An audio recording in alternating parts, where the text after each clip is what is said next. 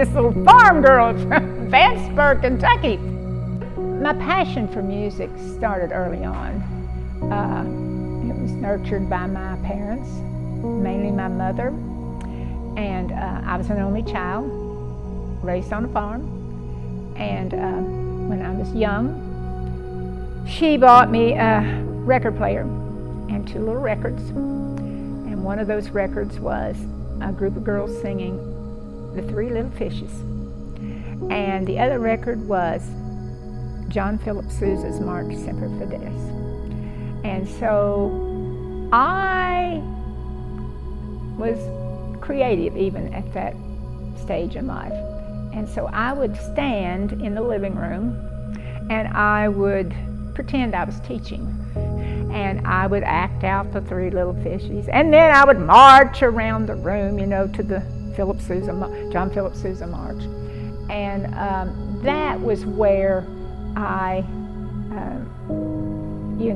they nurtured, I think, my passion for music. I started off in 1980 at Akron Elementary, and I was half a day at music. And then I was hired as the choral director in 1981 and retired in 2004. Very rewarding, fulfilling.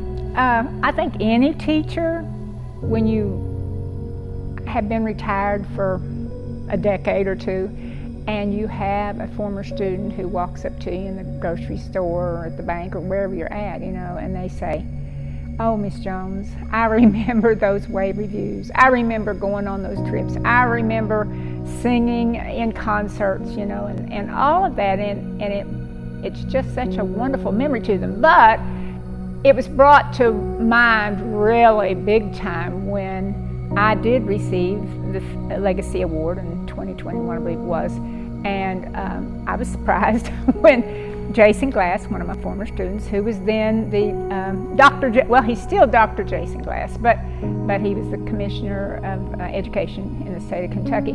But when he got up there and started talking, and I realized what an impact that I had had on his life and the life lessons that he had learned, I'm thinking, oh my, we never know. We do not know what impact we do have. When I was hired by Stuart Pepper, and he was very supportive, and the Board of Education at that time, and each superintendent following him and Board of Education, they were always so supportive. When I went in and requested that we travel out of state and that type of thing, they always trusted me. I remember Mr. Pepper one time, I don't know if it was after my father passed or what. Anyway, he came up to me and I guess he sensed that I was down, and he said, "Miss Jones, you're a strong woman." And I looked at him and I said, "Thank you, Mr. Pepper, but I'm telling you, you never know what a person's words can mean to, you know." And so when I struggle at times, I think back to his words. You're a strong person, Miss Jones.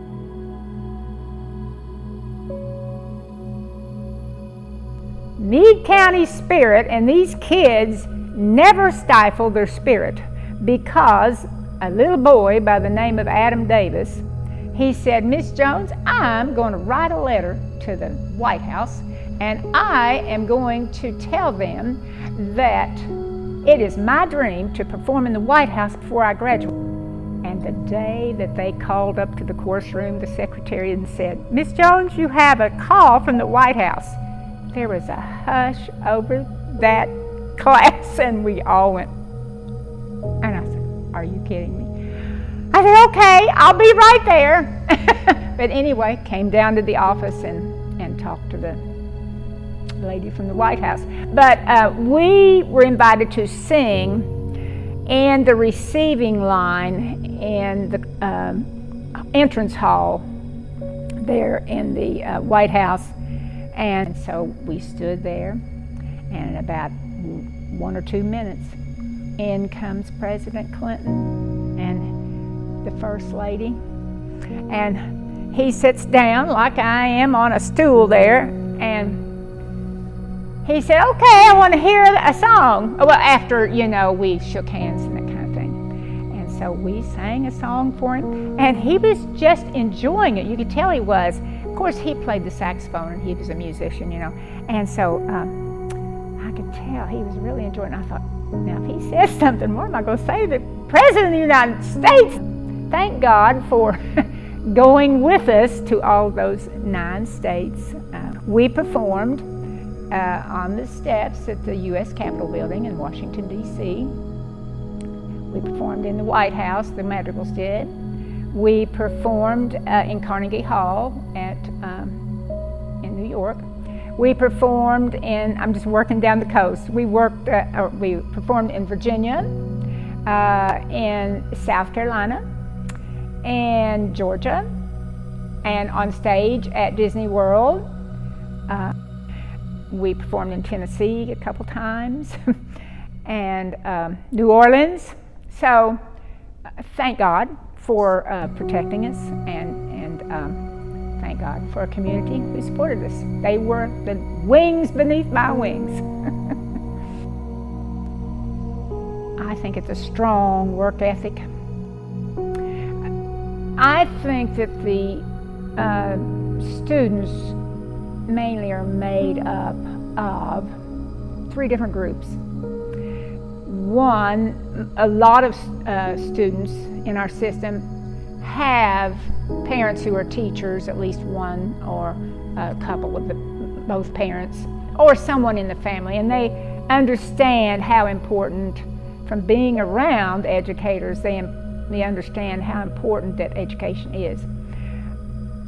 A lot of your students come from farm families, okay? And so therefore you get this work ethic.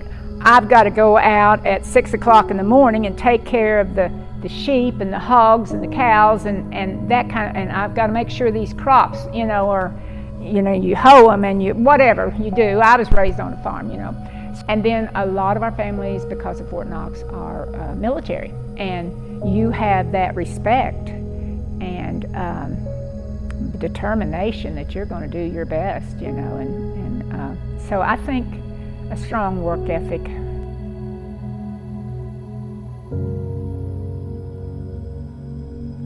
We have to have supporters, and it starts in the home, and then it moves out into the community, in our school system.